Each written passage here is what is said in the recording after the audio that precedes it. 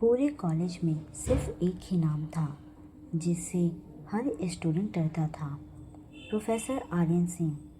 कहते थे उनकी क्लास में जरा सी गलती करने वाला भी पूरी क्लास के सामने खड़ा कर दिया जाता था।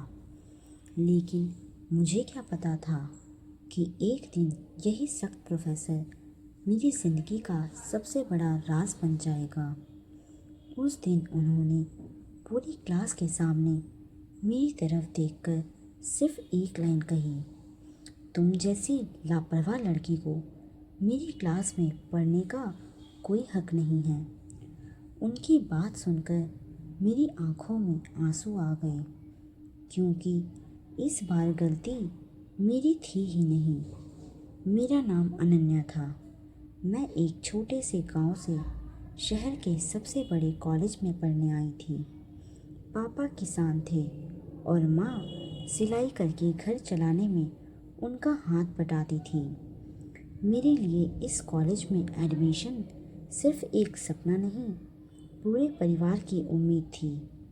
कॉलेज का पहला महीना बहुत अच्छा बीत रहा था। मैंने कुछ नए दोस्त बनाए थे, लेकिन एक इंसान ऐसा था जिससे पूरा कॉलेज डरता था। प्रोफेसर आर्यन सिंह। उनकी क्लास में पेन गिरने की आवाज़ भी सुनाई देती थी। कोई मोबाइल नहीं, कोई फुसफुसाहट नहीं, कोई बहाना नहीं। जो नियम तोड़े उसकी पूरी क्लास के सामने डांट तय थी। पहले दिन से ही सर मुझसे बहुत सख्ती से पेश आते थे। मेरी छोटी सी गलती भी उनकी नज़र से नहीं बचती थी। मुझे लगता था कि शायद वो मुझसे बाकी छात्रों से ज़्यादा उम्मीद रखते हैं। मेरी दोस्त सिया कई बार कहती, अनन्या, मुझे लगता है सर को तुमसे कोई पर्सनल प्रॉब्लम है। मैं हर बार मुस्कुराकर कहती, नहीं, शायद मैं ही कुछ ज़्यादा घबरा जाती हूँ। मैं कभी किसी से शिकायत नहीं करती थी। मुझे लगता था कि अगर मैं और मेहनत करूँगी तो एक दिन सर भी मेरी तारीफ़ करेंगे। लेकिन ऐसा कभी नहीं हुआ। एक दिन लाइब्रेरी से लौटते समय एक जूनियर लड़की सीढ़ियों पर फिसल गई। मैं उसकी किताबें उठाने लगी। उसी समय प्रोफेसर आर्यन वहाँ आ गए। उन्होंने बिना कुछ पूछे सख्त आवाज़ में कहा, अनन्या, 5 मिनट बाद मेरी क्लास थी। तुम्हें समय की कोई कीमत नहीं है। मैंने धीरे से कहा, सर, ये लड़की गिर गई थी, इसलिए। उन्होंने मेरी बात बीच में ही काट दी। बहाने सुनने की आदत नहीं है मुझे। अभी इसी वक्त क्लास में पहुंचो। पूरा कॉरिडोर हमें देख रहा था। मेरी आंखें भर आईं, लेकिन मैंने कुछ नहीं कहा। उस दिन पूरी क्लास को यकीन हो गया कि प्रोफेसर आर्यन मुझे बिल्कुल पसंद नहीं करते। लेकिन किसी ने एक बात पर ध्यान नहीं दिया। जैसे ही मैं क्लास की तरफ मुड़ी, प्रोफेसर आर्यन ने पीछे खड़े 2 लड़कों को ऐसी तेज नज़र से देखा कि दोनों घबराकर वहाँ से चले गए। मुझे नहीं पता था कि पिछले कई दिनों से वही 2 लड़के मेरा पीछा कर रहे थे और प्रोफेसर आर्यन सब कुछ देख रहे थे। अगले दिन मैं तय करके कॉलेज पहुंची कि अब चाहे कुछ भी हो जाए, प्रोफेसर आर्यन को शिकायत का कोई मौका नहीं दूंगी। मैं सबसे पहले क्लास में पहुंची, पहली बेंच पर बैठी और सारी किताबें निकालकर लेक्चर शुरू होने का इंतज़ार करने लगी। ठीक 9 बजे क्लास का दरवाज़ा खुला। प्रोफेसर आर्यन हमेशा की तरह बिना किसी तरह देखे अंदर आए। उन्होंने अटेंडेंस रजिस्टर खोला और नाम पुकारने लगे। अचानक उनकी नज़र मुझ पर पड़ी। अनन्या, खड़ी हो जाओ। मैं तुरंत खड़ी हो गई। कल जो असाइनमेंट दिया था लेकर आई हो? मैंने मुस्कुराकर फाइल आगे बढ़ाई। उन्होंने फाइल खोली, 2-3 पन्ने पलटे और अगले ही पल पूरी फाइल मेरी डेस्क पर फेंक दी। क्लास ख़त्म होने के बाद अपनी फ़ाइल स्टाफ रूम से ले जाना ये काम यूनिवर्सिटी लेवल का नहीं है। स्कूल के बच्चे भी इससे अच्छा लिखते हैं। पूरी क्लास मेरी तरफ देखने लगी। मेरी आंखें झुक गईं। मैंने पूरी रात जाकर वो असाइनमेंट बनाया था, लेकिन उन्होंने एक बार भी ये नहीं पूछा कि मैंने कितनी मेहनत की होगी। मेरे पीछे बैठा राघव धीरे से बोला, सर, अनन्या ने सच में बहुत मेहनत की है। आर्यन ने उसकी तरफ देखा। जब तक मैंने तुमसे राय नहीं मांगी तब तक चुप रहो। पूरा कमरा फिर शांत हो गया। लेक्चर ख़त्म हुआ तो मैं बिना किसी से बात किए क्लास से बाहर निकल गई। कॉलेज के पीछे एक छोटा सा गार्डन था।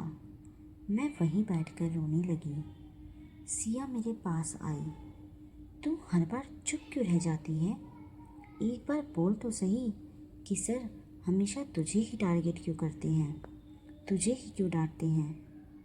मैंने आंसू पोंछते हुए कहा, अगर मैं जवाब दूंगी तो शायद उनकी नज़रों में और गिर जाऊंगी। सिया ने गुस्से में कहा, नहीं, वो तुझे जानबूझकर टारगेट करते हैं। उसी समय कॉलेज का चपरासी मेरे पास आया। अनन्या, प्रोफेसर आर्यन ने तुम्हें स्टाफ रूम में बुलाया है। मेरे कदम फिर भारी हो गए। मैं धीरे धीरे स्टाफ रूम पहुंची। दरवाज़ा खटखटाया। मे आई कम इन सर? कम। मैं अंदर गई। आर्यन अपनी कुर्सी पर बैठे कुछ फाइलें देख रहे थे। उन्होंने मेरी तरफ देखे बिना कहा, दरवाज़ा बंद कर दो। मेरा दिल जोर जोर से धड़कने लगा। मैंने धीरे से दरवाज़ा बंद किया। कुछ पल तक कमरे में बिल्कुल सन्नाटा रहा। फिर उन्होंने मेरी वही असाइनमेंट फाइल मेरी तरफ बढ़ा दी। मैंने देखा जिस असाइनमेंट को उन्होंने पूरी क्लास के सामने बेकार कहा था, उसके हर पन्ने पर लाल पेन से इतनी बारीकी से सुधार लिखा था कि शायद किसी टीचर ने आज तक मेरी कॉपी में नहीं किया था। जहाँ मेरी गलती थी वहाँ सही तरीका लिखा था। जहाँ मेरा जवाब अधूरा था वहाँ समझाया गया था कि उसे बेहतर कैसे बनाया जाए। आखिरी पेज पर सिर्फ एक लाइन लिखी थी, मेहनत सही दिशा में करोगी तो बहुत आगे जाओगी। अगली बार ये गलतियाँ दोबारा मत दोहराना। मैं हैरानी से उन्हें देखने लगी। अगर वो मुझे नापसंद करते थे तो फिर इतनी मेहनत क्यों की? मैं कुछ पूछ पाती उससे पहले उन्होंने ठंडी आवाज़ में कहा, जो कहा है वही करो और आज के बाद कॉलेज में किसी अजनबी से बात मत करना। मैं चौंक गई। सर, कौन अजनबी? उन्होंने तुरंत नज़रें दूसरी तरफ घुमा ली। तुम जा सकती हो। मैं उलझन में बाहर आ गई। मुझे बिल्कुल समझ नहीं आ रहा था कि एक ही इंसान सबके सामने इतना कठोर और अकेले में इतना अलग कैसे हो सकता है। उधर स्टाफ रूम की खिड़की से आर्यन मेरी जाती हुई शक्ल देख रहे थे। तभी उनके फ़ोन पर एक मैसेज आया, लड़की अब भी सुरक्षित है, लेकिन ज़्यादा दिन नहीं। मैसेज पढ़ते ही पहली बार उनके चेहरे पर चिंता साफ दिखाई दी। उन्होंने तुरंत फ़ोन जेब में रखा और धीरे से खुद से कहा, जब तक मैं ज़िंदा हूँ कोई अनन्या तक नहीं पहुँच सकता। अगले दिन पूरे कॉलेज में सिर्फ एक ही चर्चा थी। प्रोफेसर आर्यन ने पहली बार किसी स्टूडेंट की कॉपी पर इतने नोट्स लिखे थे। पता नहीं ये बात किसे कैसे पता चली, लेकिन देखते ही देखते पूरी क्लास मुझे अजीब नज़रों से देखने लगी। यार, कुछ तो बात है। सर किसी की कॉपी छूते तक नहीं और इसकी पूरी कॉपी चेक कर दी। लगता है फेवरेट स्टूडेंट बन गई। उनकी बातें सुनकर मुझे बिल्कुल अच्छा नहीं लग रहा था। अगर कोई सच जानता था तो सिर्फ मैं, कि वही प्रोफेसर रोज़ पूरी क्लास के सामने मेरी बेइज्जती भी करते थे। उस दिन लैब क्लास थी। सभी स्टूडेंट्स अपने अपने ग्रुप में काम कर रहे थे। मैं अकेली एक मशीन पर नोट्स बना रही थी कि अचानक पीछे से किसी ने धीरे से कहा, हाय, मैं करण हूँ, सेकंड ईयर से। मैंने मुड़कर देखा। एक लड़का मुस्कुराते हुए खड़ा था। सुना है तुम बहुत अच्छे स्टूडेंट हो, एक टॉपिक समझा दोगी? मैंने विनम्रता से कहा, हाँ, अगर मुझे आता होगा तो ज़रूर। इतना सुनना था कि पीछे से एक सख्त आवाज़ आई, अनन्या। पूरी लैब शांत हो गई। प्रोफेसर आर्यन सीधे हमारी तरफ आ रहे थे। उन्होंने पहले करण की तरफ देखा, फिर मेरी तरफ। मैंने लैब में पढ़ाई करने के लिए भेजा है, दोस्ती करने के लिए नहीं। सर, इन्होंने सिर्फ एक शब्द और नहीं, उन्होंने मेरी बात बीच में ही रोक दी। तुम बाहर जाओ। मेरी आंखें भर आई। बिना गलती के एक बार फिर पूरी क्लास के सामने मुझे बाहर भेज दिया गया। मैं चुपचाप लैब से निकल गई, लेकिन इस बार प्रोफेसर आर्यन भी 2 मिनट बाद बाहर आए। उन्होंने चारों तरफ देखा। कॉरिडोर खाली था। फिर वे तेज कदमों से सीढ़ियों की तरफ बढ़े, जहाँ करण किसी से फ़ोन पर बात कर रहा था। सर, आपने बुलाया? करण ने घबराकर पूछा। आर्यन ने उसकी आंखों में देखते हुए कहा, मैं तुम्हें आखिरी बार समझा रहा हूँ। जो लोग तुम्हें अनन्या के पास भेज रहे हैं, उनसे कह देना, जब तक आर्यन सिंह इस कॉलेज में है, उनका एक भी प्लान सफल नहीं होगा। करण का चेहरा सफ़ेद पड़ गया। सर, मैं कुछ समझा नहीं। झूठ बोलने की ज़रूरत नहीं। आर्यन ने जेब से एक फ़ोटो निकाली। उस फोटो में करण कॉलेज के बाहर 2 अजनबी आदमियों से पैसे लेते हुए दिखाई दे रहा था। करण के हाथ कांपने लगे। सर, मुझे समझ नहीं आ रहा, आप क्या कह रहे हैं? आर्यन की आवाज़ और ठंडी हो गई। अगर दोबारा उसके आसपास दिखाई दिए तो सिर्फ कॉलेज से नहीं, सीधे पुलिस स्टेशन जाओगे। करण बिना कुछ बोले वहाँ से भाग गया। उधर मुझे इन सब बातों की कोई खबर नहीं थी। मैं कॉलेज के पीछे वाले मंदिर की सीढ़ियों पर बैठी रो रही थी। मैं बार बार खुद से एक ही सवाल पूछ रही थी, आखिर सर मुझसे इतनी नफ़रत क्यों करते हैं? तभी कॉलेज की बुज़ुर्ग लाइब्रेरियन सरला मैडम धीरे धीरे मेरे पास आकर बैठ गईं। उन्होंने मेरे सिर पर हाथ फेरते हुए कहा, बेटा, हर सख्त इंसान बुरा नहीं होता। मैंने आंसू पोंछे, लेकिन मैडम, मैंने उनका क्या बिगाड़ा है? सरला मैडम कुछ पल चुप रही, फिर बोली, काश मैं तुम्हें सब बता पाती। मैंने हैरानी से उनकी तरफ देखा। मतलब, आप कुछ जानती हैं?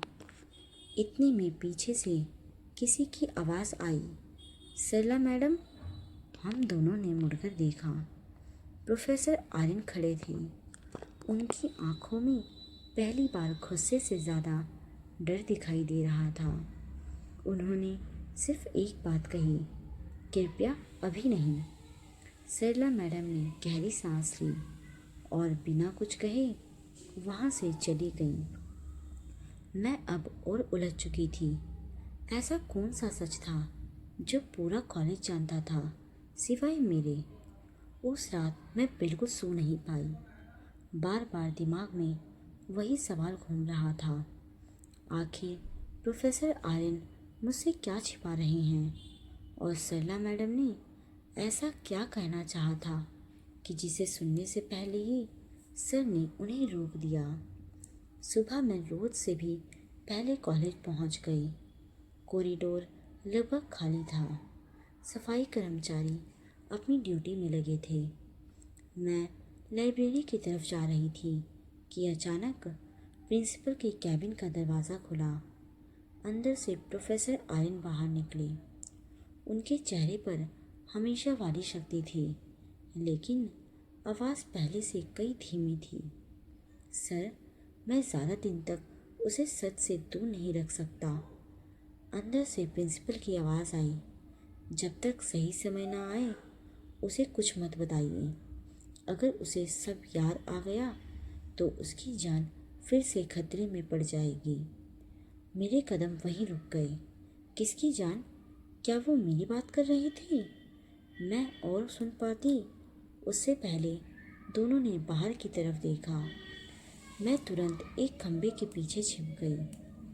कुछ सेकंड बाद आर्यन वहाँ से चले गए, लेकिन अब मेरा यकीन हो चुका था ये सब मेरे बारे में ही था।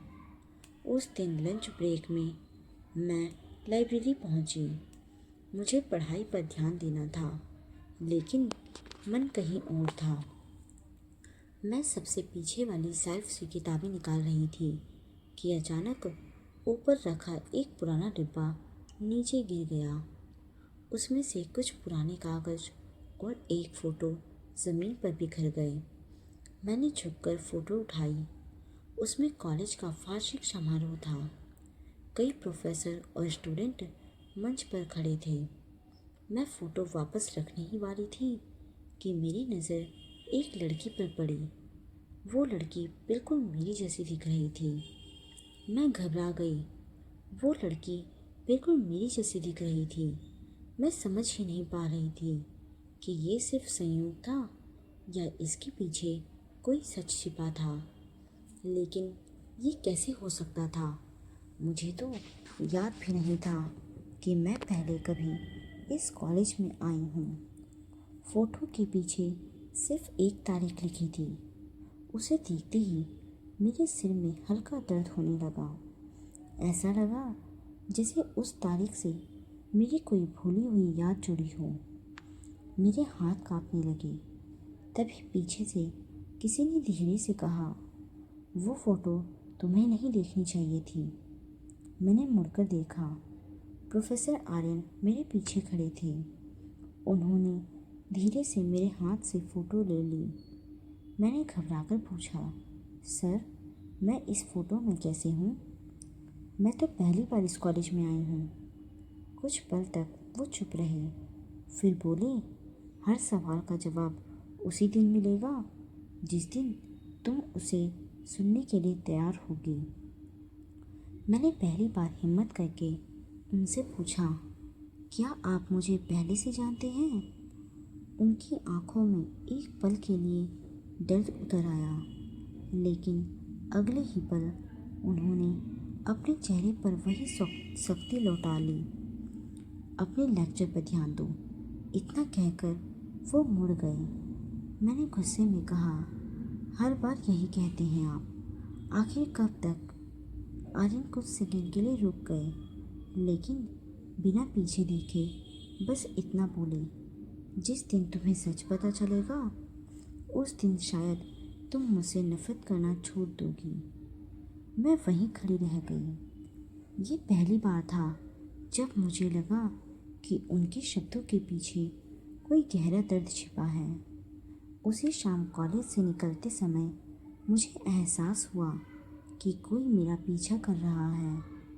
मैंने पीछे मुड़कर देखा।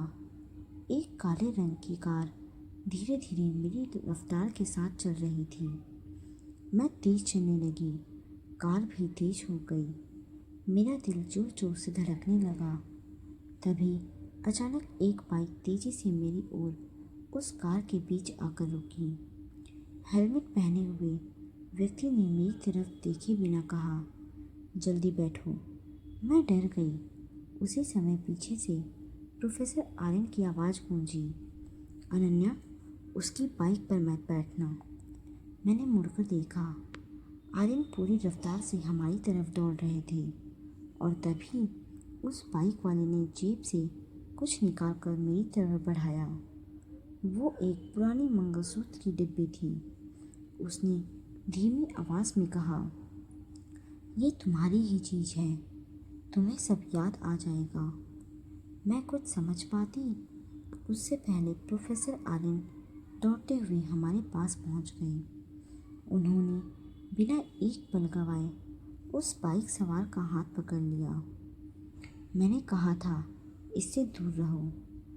बाइक सवार ने झटके से अपना हाथ छुड़ाया और मुस्कुराया। कब तक बचाओगे इसे प्रोफेसर?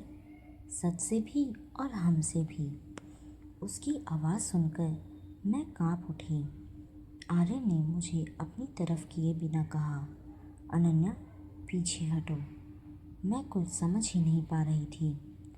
अगले ही पल बाइक सवार ने मंगलसूत्र की डिब्बी ज़मीन पर फेंकी, बाइक स्टार्ट की और तेजी से वहाँ से निकल गया। आर्यन उसके पीछे भागे, लेकिन कुछ ही सेकंड में वह ट्रैफिक में गायब हो चुका था।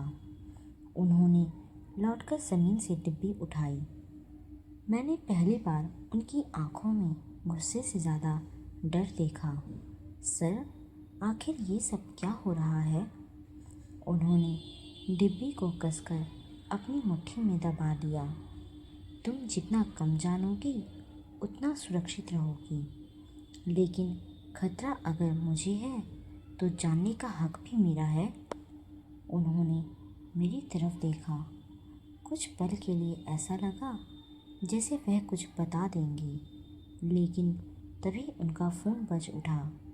स्क्रीन पर सिर्फ एक नाम चमक रहा था, कमिश्नर साहब। उन्होंने कॉल उठाई और थोड़ा दूर चले गए। मैं वहीं खड़ी रह गई। मेरी नज़र उनकी मुट्ठी में दबे उस मंगलसूत्र पर थी। अगले दिन कॉलेज पहुंची तो माहौल बिल्कुल अलग था। पूरे कैंपस में पुलिस मौजूद थी। स्टूडेंट्स आपस में बातें कर रहे थे।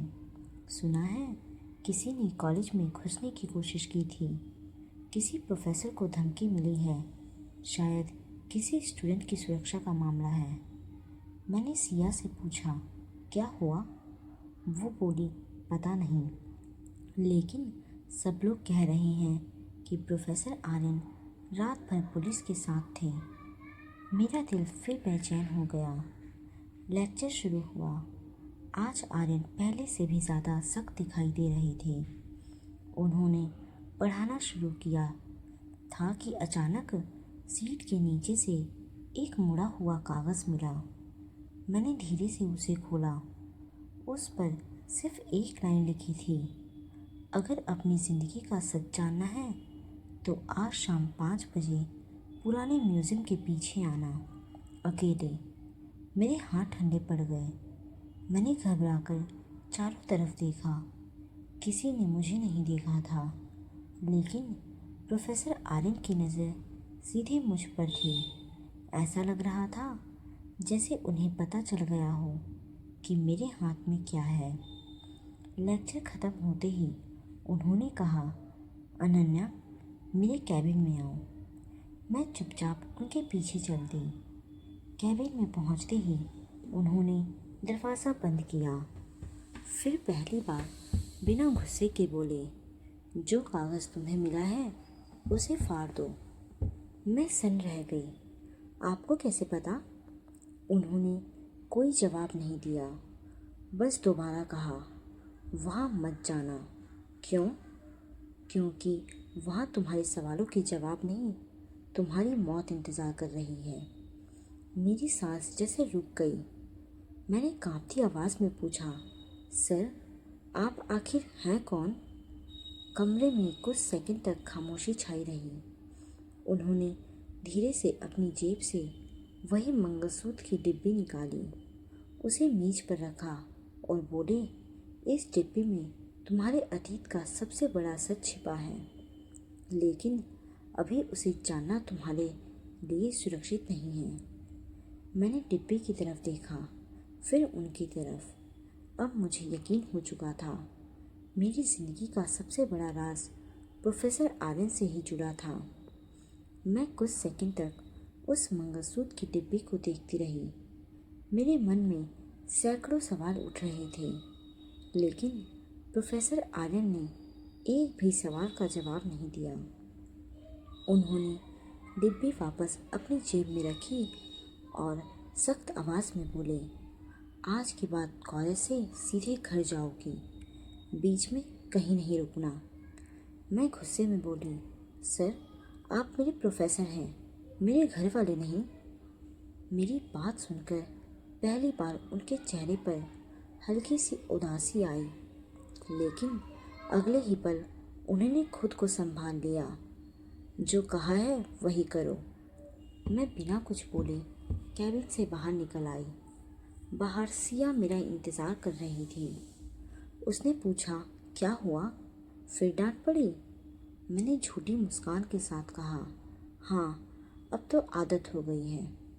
लेकिन अंदर ही अंदर मैं टूट रही थी।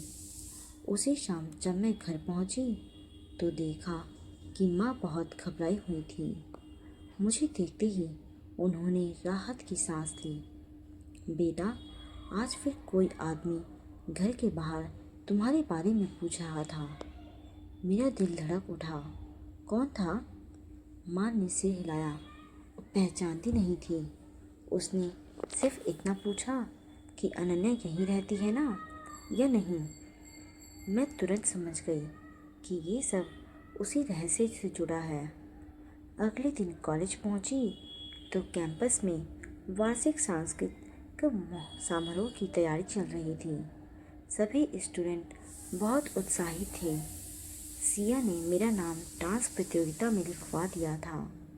मैं मना कर रही थी, लेकिन उसने मेरी एक नहीं सुनी।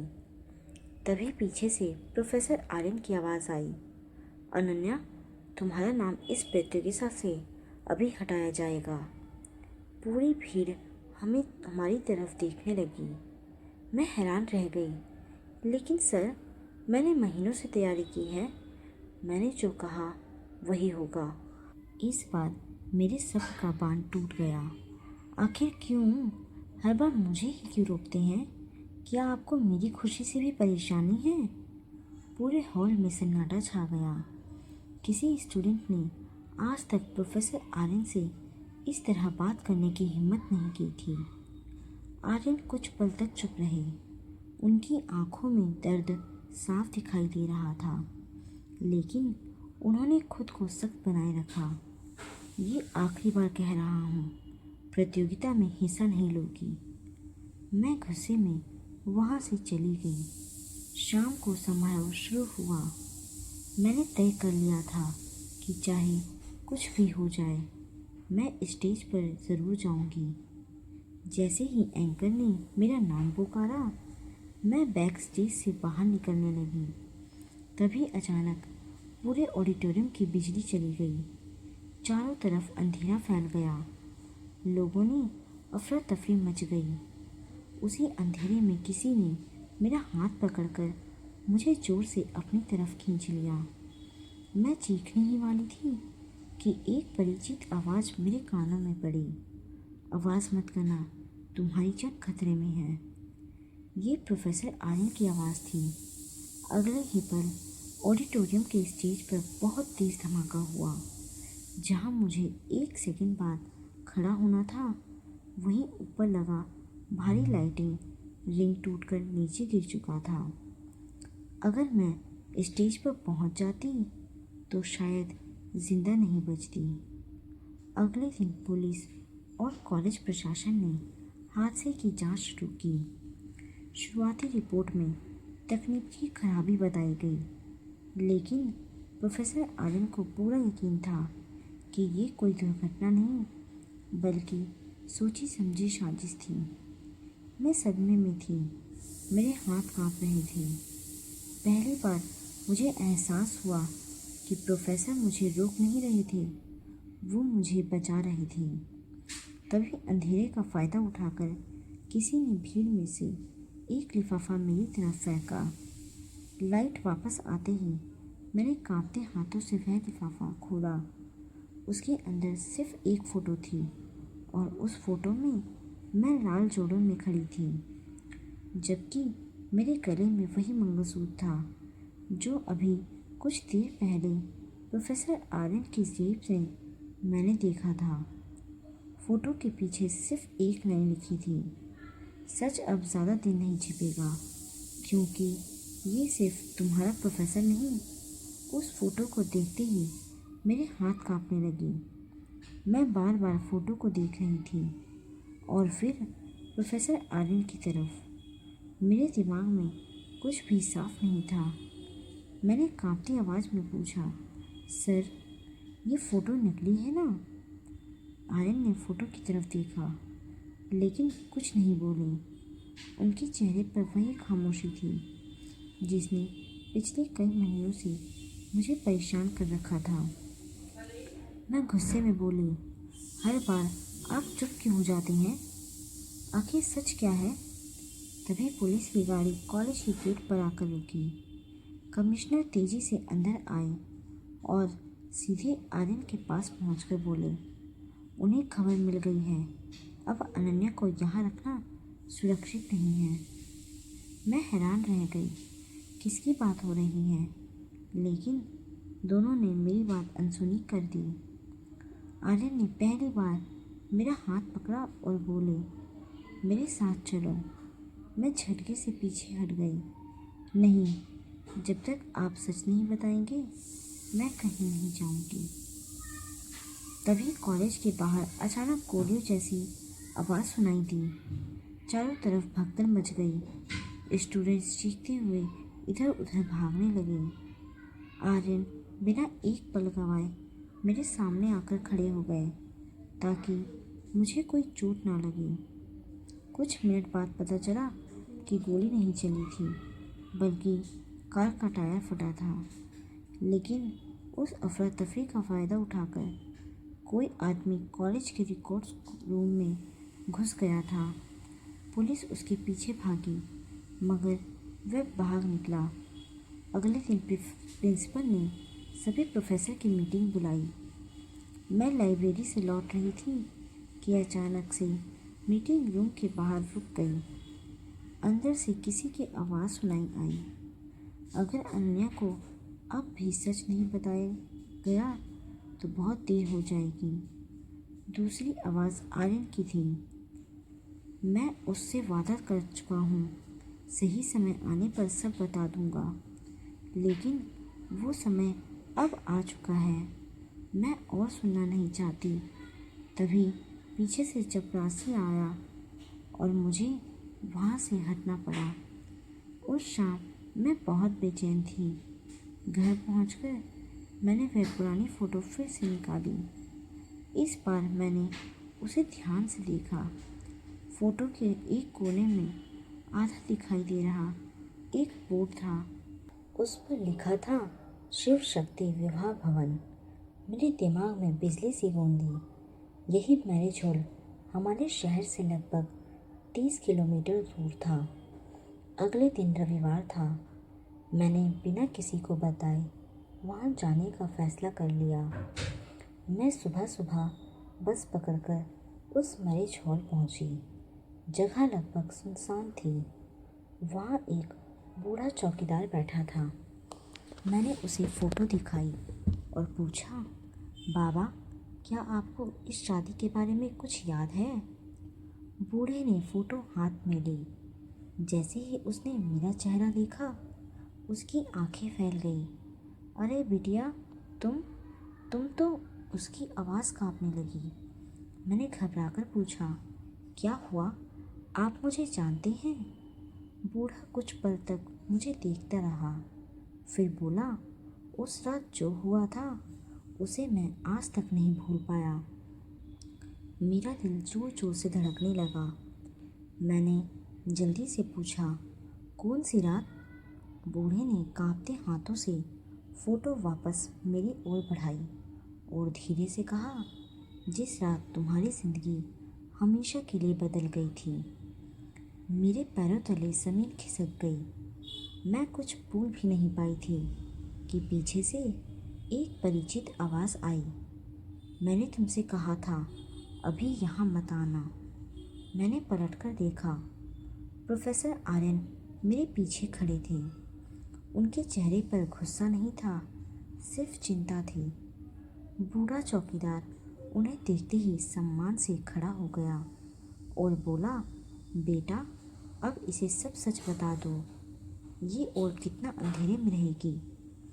आर्यन ने गहरी सांस ली, मेरी तरफ देखा और धीमी आवाज़ में कहा, आज मैं तुम्हें सब बताऊंगा, लेकिन उसके बाद तुम्हारी ज़िंदगी पहले जैसी कभी नहीं रहेगी। मेरे कानों में सिर्फ एक ही वाक्य गूंज रहा था, आज मैं तुम्हें सब बताऊंगा। मैंने कांपती आवाज़ में कहा, तो बताइए सर, आखिर मैं कौन हूँ और आप मेरी ज़िंदगी में कौन हैं। आर्यन कुछ सेकंड तक चुप रहे। उन्होंने चौकीदार से कहा, काका हमें 5 मिनट अकेला छोड़ दीजिए। चौकीदार चुपचाप वहाँ से चला गया। चारों तरफ सन्नाटा था, हवा की आवाज़ भी साफ सुनाई दे रही थी। आर्यन ने मेरी तरफ देखा और बोले, सबसे पहले एक बात जान लो, मैंने तुमसे कभी झूठ नहीं बोला, बस पूरा सच नहीं बताया। मैंने गुस्से में कहा, मेरे लिए दोनों एक ही बात है। उन्होंने अपनी जेब से वही मंगलसूत्र निकाला और मेरी हथेली में रख दिया। मंगलसूत्र हाथ में आते ही मेरे सिर में हल्का सा दर्द उठा। एक पल के लिए कुछ धुंधली यादें मेरी आंखों के सामने चमकी, लेकिन मैं उन्हें समझ पाती उससे पहले सब फिर धुंधला हो गया। मैंने घबराकर मंगलसूत्र की तरफ देखा, जैसे उसका कोई मुझसे गहरा रिश्ता हो। इसे पहचानती हो? मैंने सिर हिलाया, नहीं। उन्होंने गहरी सांस ली, लेकिन ये तुम्हारा ही है। मेरी धड़कनें तेज हो गई। कैसे? आर्यन ने कहा, मेरे साथ आओ। वे मुझे मेरे छोल के पास बने अपने पुराने घर में ले गए। कमरे में कोने में रखी लोहे की अलमारी खोली, उसमें से एक फाइल निकाली। फाइल में हमारी शादी की तस्वीरें थीं, विवाह पंजीकरण प्रमाण पत्र और कुछ पुराने दस्तावेज थे। उन्होंने फाइल मेरे सामने रख दी। मैंने कांपते हाथों से उसे खोला। सबसे ऊपर हमारी शादी की कई पुरानी तस्वीरें थीं। उनके नीचे विवाह पंजीकरण प्रमाण पत्र और कुछ पुराने दस्तावेज रखे थे।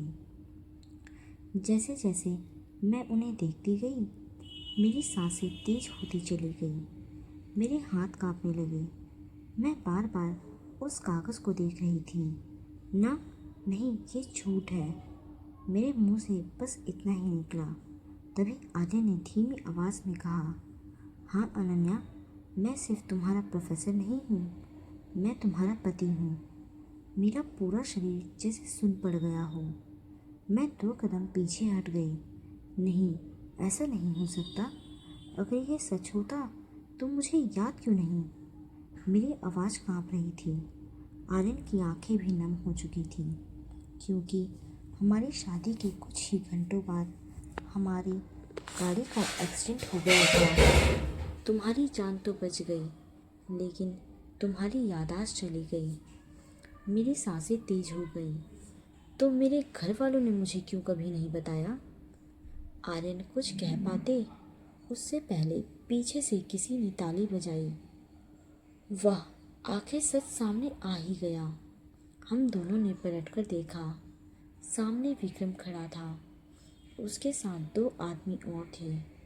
उसके चेहरे पर एक खतरनाक मुस्कान थी।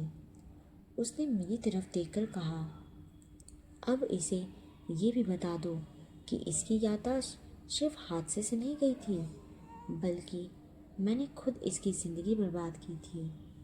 मैं सन्न रह गई। आर्यन ने गुस्से में कहा, विक्रम बस। लेकिन विक्रम हंस पड़ा। इतने साल तक इसे बचाते रहे, अब कैसे बचाओगे? उसने जेब से एक पिस्तौल निकाली और सीधे हमारी तरफ तान दी। मैं डर के मारे आर्यन के पीछे खड़ी हो गई। आर्यन ने बिना डरे मेरी तरफ हाथ फैलाकर मुझे अपने पीछे कर लिया। उनकी नज़र सिर्फ विक्रम पर थी। उन्होंने शांत लेकिन दृढ़ आवाज़ में कहा, जब तक मैं जिंदा हूँ अनन्या तक कोई नहीं पहुंच सकता। विक्रम की उंगली ट्रिगर पर थी। मेरी सांसें जैसे थम गई थी।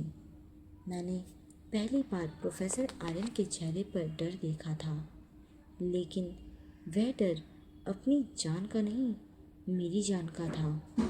उन्होंने धीरे से बिना मेरी तरफ देखे कहा, अनन्या, जो भी हो मेरे पीछे ही रहना। मेरी आंखों से आंसू बहने लगे। कुछ मिनट पहले तक जो इंसान मुझे सिर्फ अपना सख्त प्रोफेसर लगता था, आज वही मेरी ढाल बनकर खड़ा था। विक्रम हंसते हुए बोला, आर्यन, तुम हमेशा बीच में आ जाते हो। अगर उस रात भी तुम नहीं आते तो आज ही लड़की जिंदा नहीं होती। मैं चौंक गई। उस रात? विक्रम मुस्कुराया। हाँ, जिस रात तुम्हारी शादी हुई थी। आर्यन ने गुस्से से कहा, एक शब्द और नहीं। लेकिन विक्रम रुकने वाला नहीं था। अनन्या, तुम्हें याद है या नहीं, इससे फर्क नहीं पड़ता। तुम्हारे पिता ने अपनी सारी संपत्ति तुम्हारे नाम कर दी थी। मैं चाहता था कि वो सब मेरे नाम हो जाए, लेकिन तुम्हारे पिता ने आखिरी समय में सब बदल दिया। फिर तुम्हारी शादी आर्यन से हो गई और मेरा पूरा खेल बिगड़ गया। मेरे पैरों तले ज़मीन खिसक गई। तो एक्सीडेंट? विक्रम जोर से हंसा। वो कोई हादसा नहीं था, मैंने करवाया था। मुझे लगा था तुम दोनों मर जाओगे, लेकिन किस्मत देखो, ये बच गया और तुम अपनी याददाश्त खो बैठे। मेरी आंखों से आंसू लगातार बह रहे थे। आर्यन ने मुट्ठियां भींच ली। तुम्हें उस दिन ही पुलिस के हवाले कर देना चाहिए था। विक्रम बोला, कर देते, लेकिन तुम्हारे पास सबूत नहीं था। तभी दूर से पुलिस सायरन की आवाज़ सुनाई दी। विक्रम के चेहरे का रंग उड़ गया। उसने गुस्से में पिस्तौल सीधी मेरी तरफ तान दी। अगर मैं कुछ नहीं पा सका तो इसे भी किसी का नहीं होने दूंगा। इससे पहले कि मैं कुछ समझ पाती, आर्यन बिजली की तरह मेरे सामने आ गए। गोली चली, तेज आवाज़ पूरे इलाके में गूंज उठी। मैंने डरकर आंखें बंद कर ली। कुछ सेकंड बाद जब आंखें खोली तो देखा आर्यन मेरे सामने खड़े थे, लेकिन उनके कंधों से खून बह रहा था। उन्होंने गोली खुद पर झेल ली थी। सर, मेरे मुंह से चीख निकल गई। आर्यन लड़खड़ाकर घुटनों के बल बैठ गए, लेकिन फिर भी मेरी तरफ देखकर मुस्कुराए। मैंने कहा था ना, तुम्हें कुछ नहीं होने दूंगा। उसी समय पुलिस वहां पहुंच गई। विक्रम भागने की कोशिश करने लगा, लेकिन कमिश्नर और पुलिस वालों ने उसे घेर लिया। कुछ ही पलों में उसे हथकड़ी पहनाकर गिरफ्तार कर लिया गया। मैं दौड़कर आर्यन के पास पहुंची। मेरे हाथ कांप रहे थे। मैंने पहली बार उनका हाथ कसकर पकड़ा। मेरी आंखों से आंसू लगातार गिर रहे थे। मैं बस एक ही बात दोहरा रही थी, आपने मेरे लिए अपनी जान दांव पर क्यों लगा दी? आर्यन ने दर्द से भरी मुस्कान के साथ मेरी तरफ देखा और धीमी आवाज़ में कहा, क्योंकि ये सिर्फ एक प्रोफेसर का फ़र्ज़ नहीं था, एक पति का वादा भी था। उसी पल मेरे सिर में तेज़ दर्द उठा। मेरी आंखों के सामने एक के बाद एक धुंधली तस्वीरें चमकने लगी। मंदिर, 7 फेरे, मेरी माँ की मुस्कान। आर्यन मेरी मांग में सिंदूर भर रहे थे और फिर एक तेज रफ्तार ट्रक हमारी कार की तरफ बढ़ता हुआ। मेरे सिर का दर्द इतना बढ़ गया कि मैं वहीं ज़मीन पर बैठ गई। एक एक करके सारी धुंधली तस्वीरें साफ होने लगी। मुझे सब याद आने लगा। हमारी पहली मुलाकात, लाइब्रेरी में हुई बहस, धीरे धीरे हुई दोस्ती, मेरे पापा का आर्यन पर भरोसा, फिर हमारा साधारण सा विवाह और शादी के कुछ घंटों बाद घर लौटते समय हमारी कार का वह भयानक हादसा। मुझे याद आ गया कि ट्रक अचानक हमारी कार के सामने आया था। आर्यन ने आखिरी पल में स्टीयरिंग मोड़कर मेरी जान बचाने की कोशिश की थी। फिर सब अंधेरा हो गया था। मेरी आंखों से आंसू लगातार बह रहे थे। मैं आर्यन के सामने घुटनों के बल बैठ गई। मुझे सब याद आ गया। एक्सीडेंट के बाद मेरी याददाश्त चली गई थी। डॉक्टरों ने परिवार को साफ हिदायत दी थी कि मेरी पुरानी ज़िंदगी या शादी का जिक्र मुझसे बिल्कुल ना किया जाए, वरना मुझे गहरा मानसिक आघात लग सकता था। इलाज और लंबी रिकवरी की वजह से मेरी पढ़ाई कई साल रुक गई। जब मैं पूरी तरह स्वस्थ हुई तब दोबारा उसी कॉलेज में दाखिला लिया जहाँ इस बीच आर्यन अपनी पढ़ाई पूरी करके प्रोफेसर बन चुके थे। उन्होंने कॉलेज में कभी हमारे रिश्ते का फ़ायदा नहीं उठाया और हमेशा सिर्फ एक शिक्षक की तरह व्यवहार किया। मेरी आवाज़ सुनकर उन्होंने मुश्किल से आंखें खोली। सच, मैंने रोते हुए उनका हाथ अपने माथे से लगा लिया। मुझे माफ़ कर दीजिए, मैं आपको हर दिन गलत समझती रही। आप मुझे बचाते रहे और मैं सोचती रही कि आप मुझसे नफरत करते हैं। आर्य ने हल्की सी मुस्कान के साथ कहा, तुम्हारी कोई गलती नहीं थी। अगर किसी की गलती थी तो मेरी। शायद मुझे पहले से ही सच बता देना चाहिए था। तभी एम्बुलेंस पहुंच गई। डॉक्टरों ने तुरंत आर्यन को अस्पताल पहुंचाया। कई घंटों तक उनका ऑपरेशन चलता रहा। मैं ऑपरेशन थिएटर के बाहर बैठी भगवान से सिर्फ एक ही प्रार्थना कर रही थी, जिस इंसान ने हर बार मेरी जान बचाई उसकी जान बचा लीजिए। आखिरकार डॉक्टर बाहर आए। उनके चेहरे पर मुस्कान थी। अब खतरा टल गया है। मेरी आंखों से राहत के आंसू निकल पड़े। कुछ दिनों बाद पुलिस की जांच पूरी हुई। विक्रम ने अपने सारे अपराध कबूल कर लिए। उसने संपत्ति के लालच में दुर्घटना की साजिश रची थी और बाद में मेरी याददाश्त लौटने से पहले मुझे हमेशा के लिए रास्ते से हटाना चाहता था। अदालत ने उसे कड़ी सज़ा सुनाई। कुछ महीनों बाद आर्यन पूरी तरह ठीक होकर फिर कॉलेज लौटे। इस बार जब उन्होंने क्लास में प्रवेश किया तो हमेशा की तरह पूरा कमरा शांत हो गया। उन्होंने पढ़ाना शुरू किया था कि दरवाजे पर दस्तक हुई।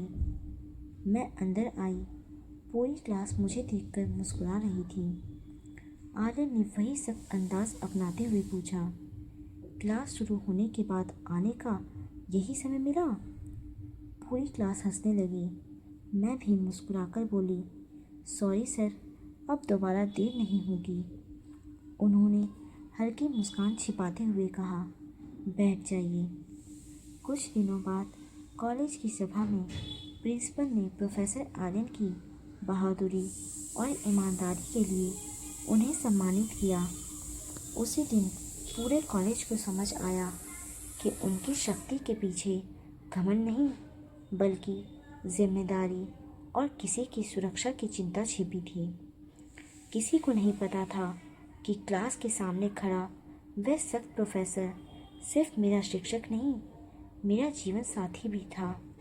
हमने तय किया कि कॉलेज में हमारा रिश्ता निजी ही रहेगा, क्योंकि वहाँ उनकी पहचान एक निष्पक्ष और अनुशासित शिक्षक की थी।